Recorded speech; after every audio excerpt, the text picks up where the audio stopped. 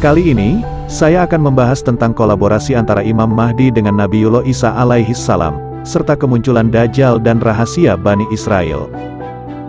Tapi, di sini saya tidak akan membahas tentang Imam Mahdi, karena Imam Mahdi akan dibahas dalam video yang akan datang. Mengenai datangnya Imam Mahdi, Nabi Isa dan Dajjal, sebenarnya, suatu konsep mesianik atau mesianisme, yang dijadikan sebuah pengharapan universal, dalam berbagai agama dan kepercayaan yang telah dinubuatkan sejak zaman lampau. Terutama dalam agama-agama Abrahamik, yang mana semuanya sama-sama memiliki struktur mesianisme. Konsep mesianik adalah sebuah kepercayaan di masa mendatang, di mana di dunia ini akan muncul seorang penolong agung, yang akan memerintah dan mengirim alam semesta menuju perdamaian, ketentraman dan persaudaraan, tanpa kejahatan apapun. Sebagian besar orang meyakini bahwa akan datang masa semacam itu, sehingga beberapa orang menyebutnya sebagai kerajaan Allah dan dunia yang akan datang di penghujung zaman. Konsep mesianik inilah telah lama menjadi sebuah perdebatan antar agama Abrahamik, terutama mengenai sosoknya secara fisik, yang mana pada akhirnya dapat menimbulkan sebuah kerancuan. Sekarang, coba kita buka hati dan pikiran kita. Bagaimana seandainya Isa Al-Masih, Al-Mahdi dan Dajjal tidak muncul? Apakah kita akan rugi dan sengsara? Apakah belum cukup apa yang dibawa oleh para nabi, para aulia atau para ulama yang arif lagi soleh? Begitu juga sebaliknya, jika mereka tidak muncul, apakah kita tidak akan pernah hidup damai dan saling menebarkan kedamaian di muka bumi ini? Apakah jika mereka muncul dalam waktu dekat ini, kita mempersepsikan sebuah ketentraman dan kedamaian itu, seperti mendapatkan bantuan sosial? Dan apakah Sang Mesia akan menjamin kebutuhan hidup anak istri kita untuk sehari-hari dan terhadap semua masyarakat? Dan bagaimana seandainya kemunculan mereka itu kelak 100 atau 200 tahun lagi? Apakah kita masih saja menunggu? Karena, menurut konsep mesianik, Al-Masih akan datang untuk menyatukan semua agama di bawah satu panji perdamaian, dengan semangat cinta, dan bukan oleh sebuah pemaksaan kehendak. Sekarang, mari kita lihat video berikut.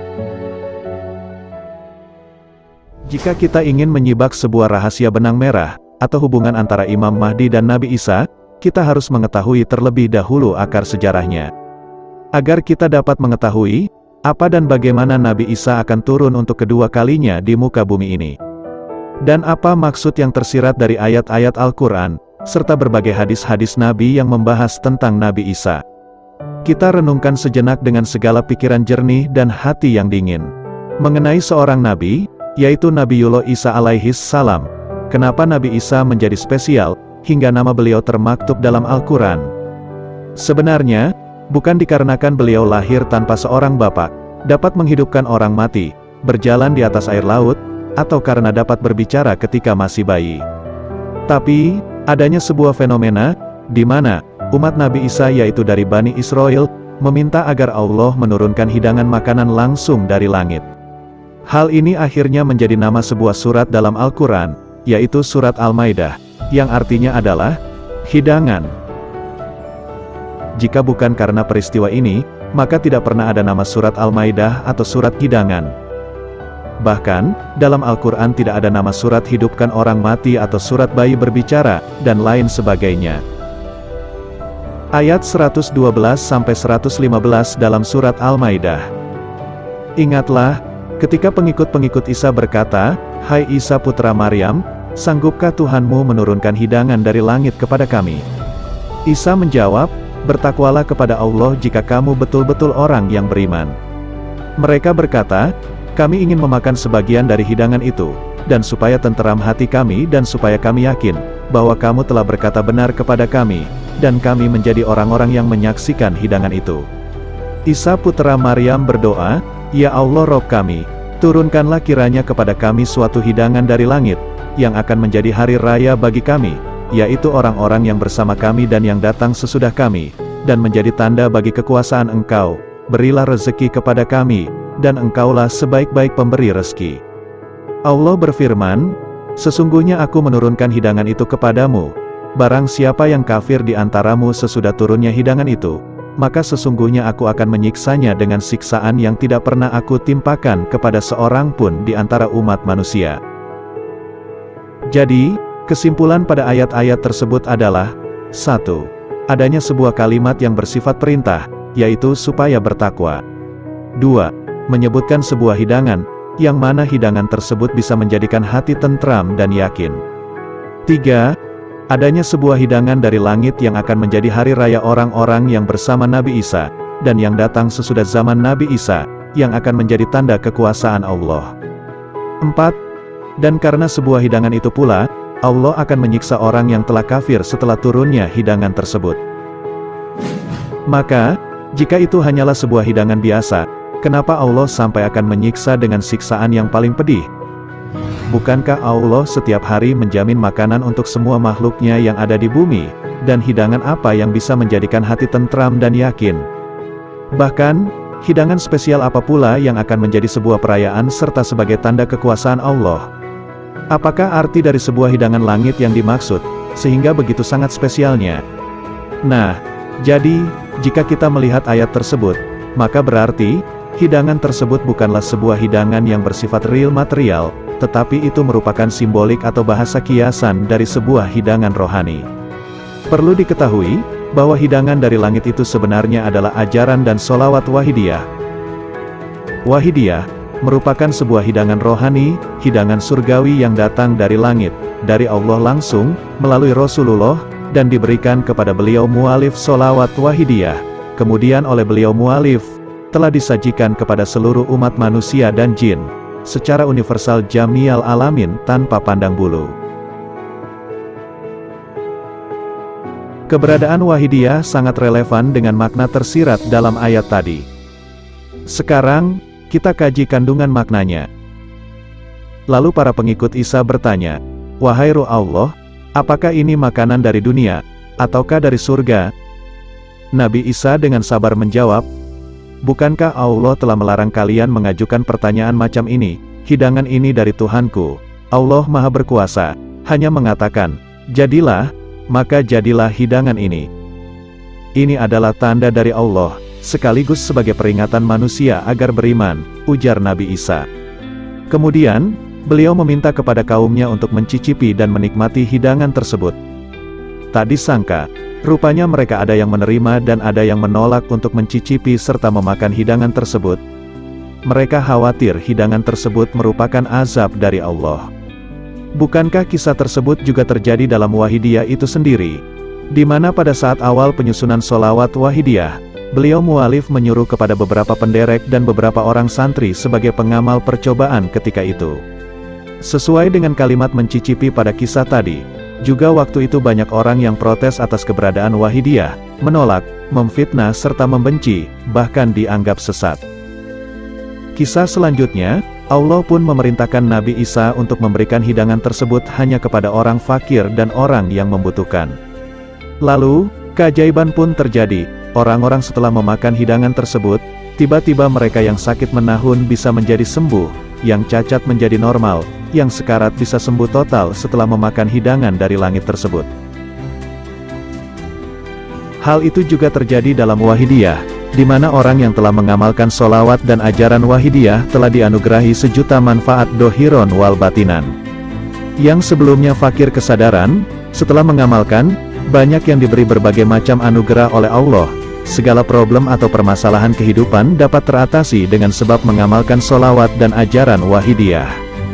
Kisah selanjutnya, setelah mengetahui fenomena tersebut, di mana orang yang telah memakan hidangan itu bisa sembuh dari segala penyakit, maka hal ini tentu saja membuat orang yang tidak mau memakannya, akhirnya menyesal.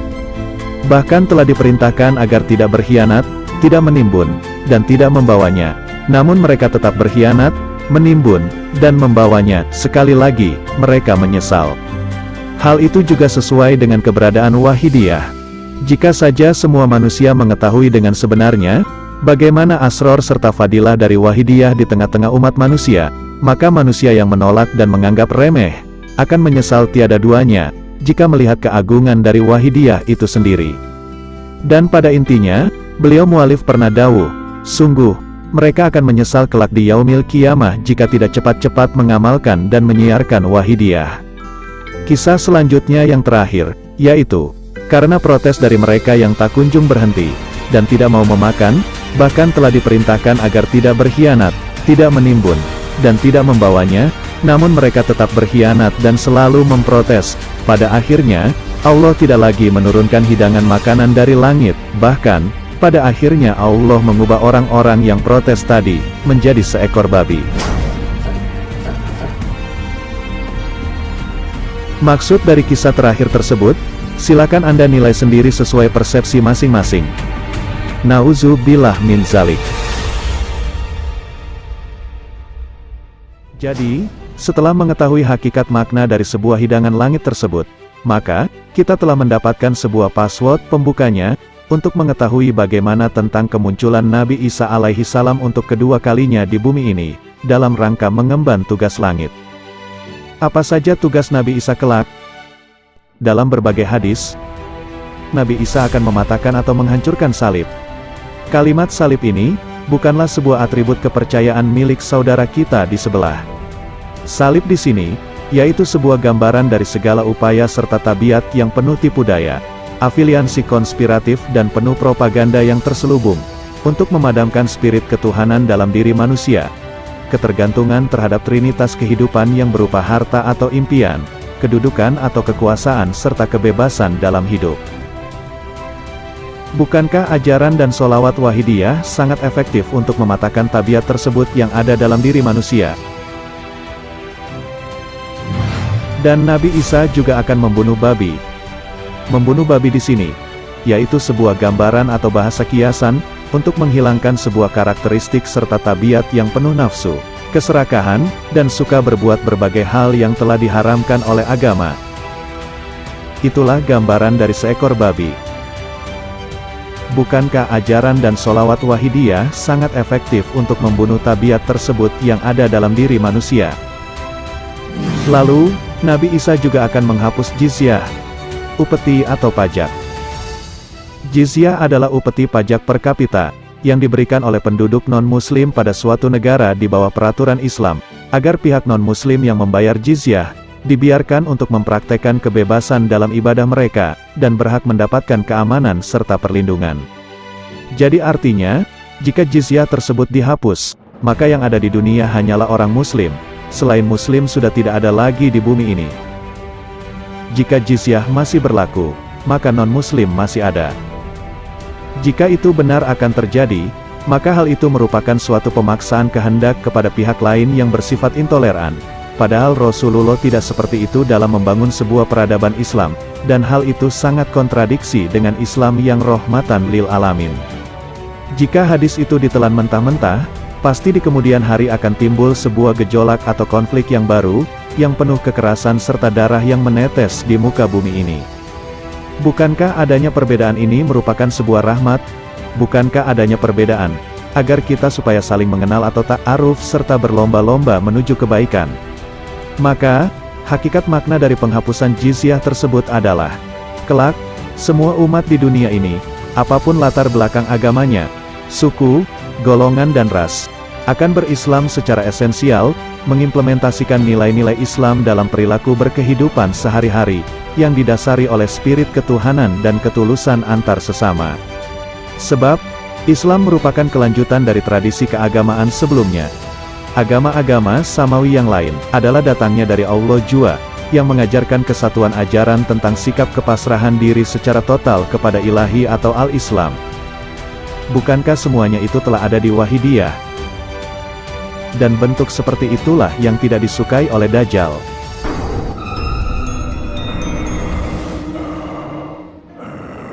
Apa dan siapa itu Dajjal? Dajjal, dalam bahasa Arab berasal dari kata Dajjala, yang berarti menutupi atau tertutupi.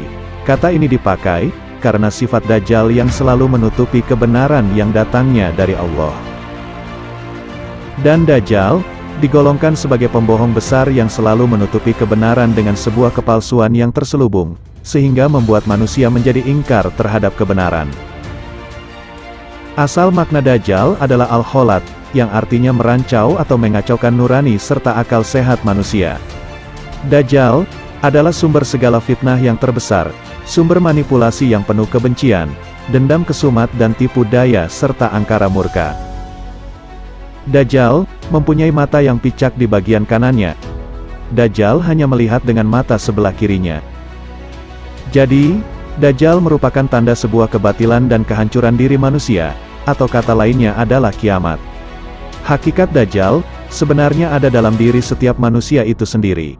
Ciri-ciri Dajjal telah diterangkan dalam hadis, yaitu bertubuh pendek, berkaki bengkok, dan berambut keriting.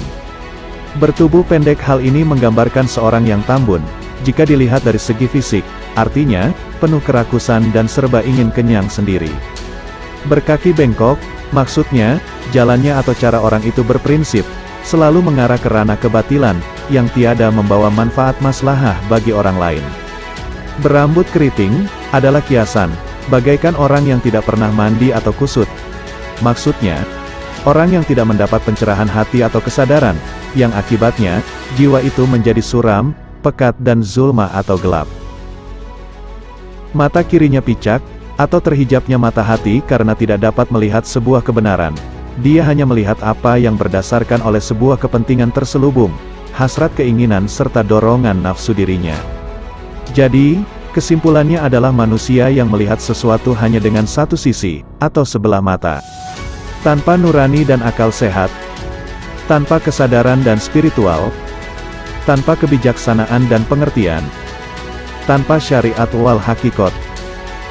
Maka, karakteristik dan tabiat Dajjal tersebut hanya bisa dibunuh oleh pedang surgawi, pedang sang pengurap atau Mesiah, yaitu pengurap kesadaran manusia, serta dengan hidangan dari langit tersebut. Setelah melihat video tadi, sekarang, mari kita urai semua kebenarannya ke beberapa hadis. Karena, ini merupakan sebuah sinyalemen, apa dan bagaimana sesungguhnya Nabi Isa dan Dajjal, secara tersirat. Hadis pertama, Dajjal akan masuk pada setiap negeri dengan membawa fitnahnya, termasuk negeri kita ini, kecuali Mekah dan Madinah, dikarenakan semua jalan yang menuju ke sana dijaga oleh para malaikat yang berbaris. Dalam hadis tersebut, Dajjal tidak bisa memasuki Mekah dan Madinah. Kenapa sosok manusia Dajjal tidak bisa memasuki dua tempat tersebut? Padahal, jika Dajjal merupakan sosok manusia, kenapa begitu sulitnya memasukinya? Bukankah kalau kita lihat sekarang ini, perubahan ke arah modernisasi kapitalisme serta pergeseran peradaban di Saudi Arabia sudah mulai pada titik puncaknya, dan berbagai fitnah telah melanda negara itu. Maka, dua tempat yaitu Mekah dan Madinah, seakan-akan merupakan sebuah signal atau petunjuk, untuk menemukan sebuah hakikat kebenarannya, karena semuanya syarat dengan bahasa kiasan. Jadi, hakikat sebenarnya Mekah Madinah adalah, Mekah, merupakan simbol kemurnian tauhid. Madinah, merupakan simbol kecintaan atas Nabi atau sholawat. Jadi, Mekah Madinah bermakna, sebuah ajaran kemurnian tauhid dan sholawat kecintaan atas Nabi.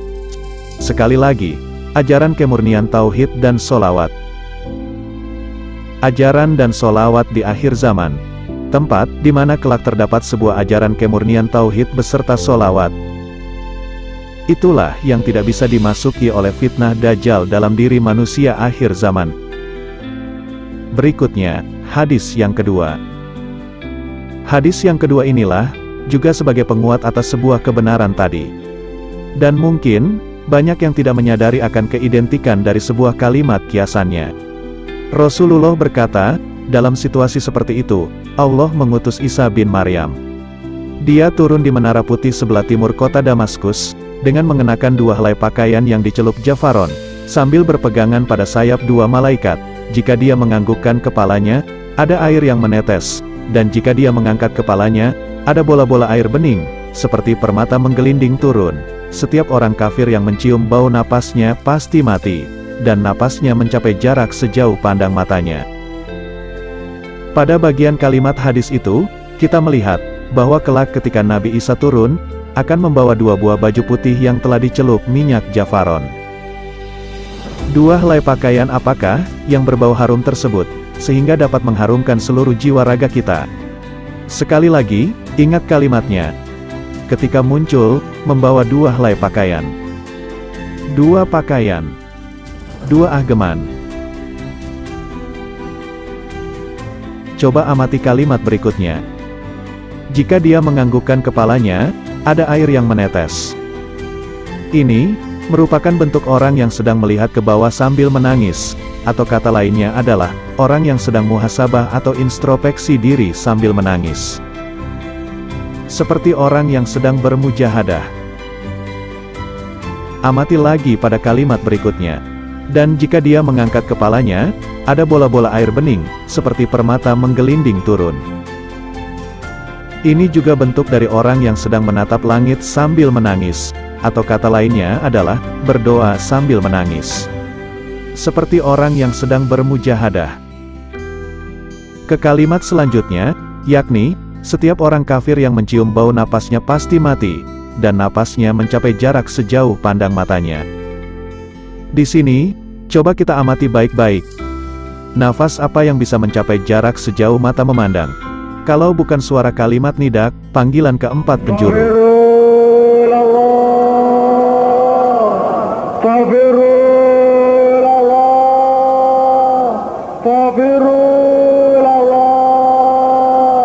Wa qul ja'al haqqu wa zaqal batil innal batila kana zahuqa. Dan setiap kafir yang mencium nafas tersebut bisa mati, karena suara nidak tersebut terkandung kalimat, wa qul ja'al haqqu wa zaqal batil innal batila kana zahuqa. Kebenaran telah datang, dan yang batil telah lenyap. Sungguh, yang batil itu pasti lenyap.